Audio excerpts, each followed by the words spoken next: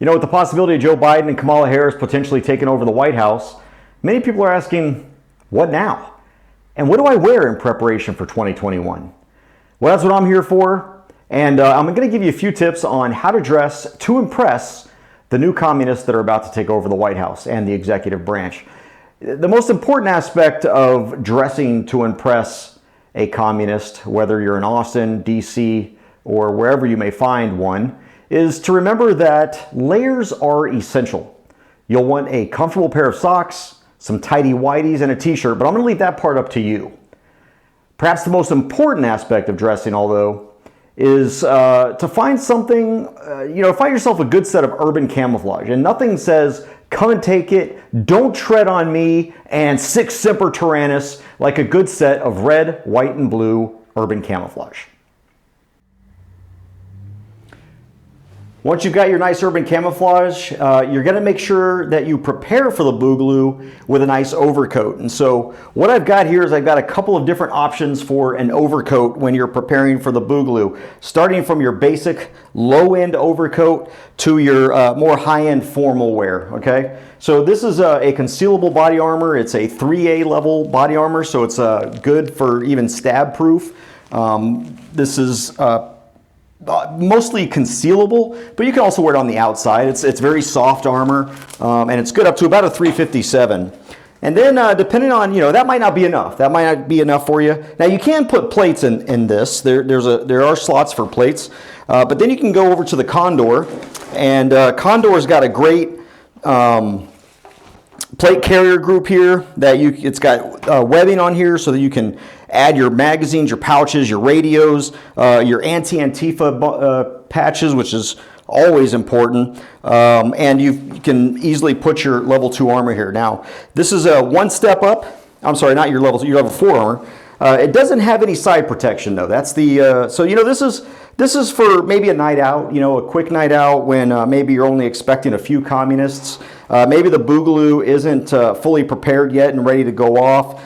And so you want to be a little more comfortable. Now, when the full-scale boogaloo kicks off, you're going to want a full complementary overcoat, one of your great, Italian-type jobs right here.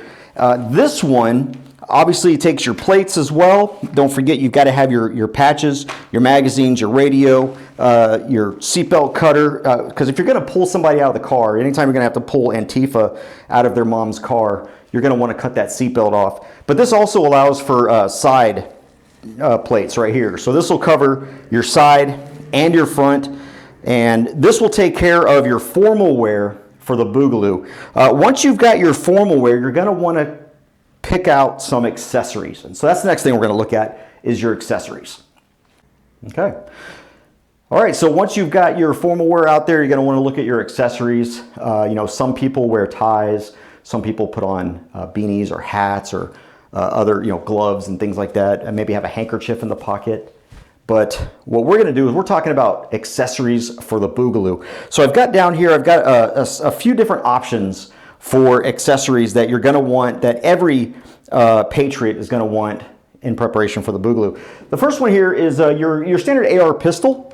Now keep in mind the ATF is trying to say that if it's got one of these wraparounds here, they're trying to say that these are now illegal. Of course, I think they backed off of that because the Trump administration got involved, and they've changed their mind like 4 different times. So we don't know if an arm brace is legal, illegal. It just depends on the time of day.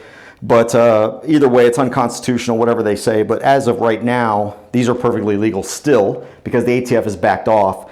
It depends on what you're looking for. You're going to do some close quarters combat boogaloo. You're going to want something small, a nice little small AR style pistol. Now, if you're going to do a little more, outside of perhaps maybe some urban type room clearing and stuff, just go with your standard AR-15. You can make it look pretty, get some red, get some blue. You're going to want to make sure that when you pick your accessories, they match your urban camouflage to at least some degree, and has some good optics on there. I always recommend, even though this doesn't have one, make sure you have some backup iron sights, because if the boogaloo takes a little longer than it's supposed to, you might need to back up to iron sights if there aren't batteries readily available, and you can't rely on electronics when you're worried about the boogaloo. Now, sometimes, you gotta the game is much bigger than it could be. And so you're going to want to go from your standard 5.56 AR-15 perhaps to an AR-10 308 style.